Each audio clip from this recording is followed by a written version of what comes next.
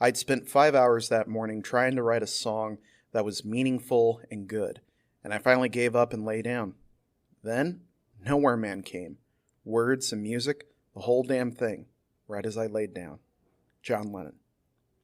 Released on Rubber Soul internationally, and Yesterday and Today in the United States, Nowhere Man was another instance of John reflecting on the increasing isolation and lack of motivation in his personal and professional life.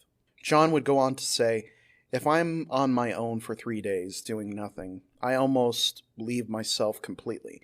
I'm just not there. Cynthia doesn't realize it. I'm up there watching myself, or I'm at the back of my head. I could see my hands and realize they're moving, but it's a robot who's doing it." Paul McCartney added to this, saying, "I think at that point he was a bit wondering where he was going, and to be truthful, so was I. I was starting to worry about him." The group wasn't showing any signs of slowing down or waning popularity. Everything was getting bigger and crazier. Much How Help was John literally crying out for assistance. This was him reflecting on how outside of the band, he felt like he didn't exist.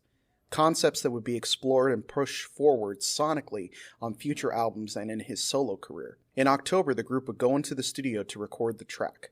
On this song, the band would experiment and take Abbey Road recording equipment to sounds that would set the standard for what would be heard on Revolver and Sgt. Pepper. Paul said, "I remember we wanted very trebly guitars," which they are. They're among the most trebly guitars I've ever heard on record. The engineer said, "All right, I'll put full treble on it." And we said, "That's not enough." And he said, "But that's all I've got. I've only got one pot and that's it." And we replied, "Well, put that through another lot of layers and put full treble up on that. And if that's not enough, we'll go through another lot of faders." For this trebly sound, John and George played identical Fender Stratocasters. The track would go on to be certified gold and top charts in Australia, Canada, and the US Record World 100.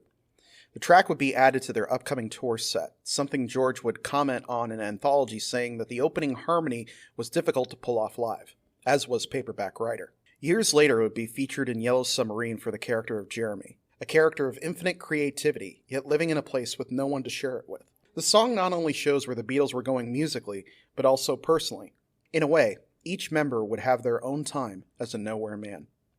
Thank you so much for watching. I'm only a few subscribers away from 1,000, so if you haven't done so yet, be sure to subscribe.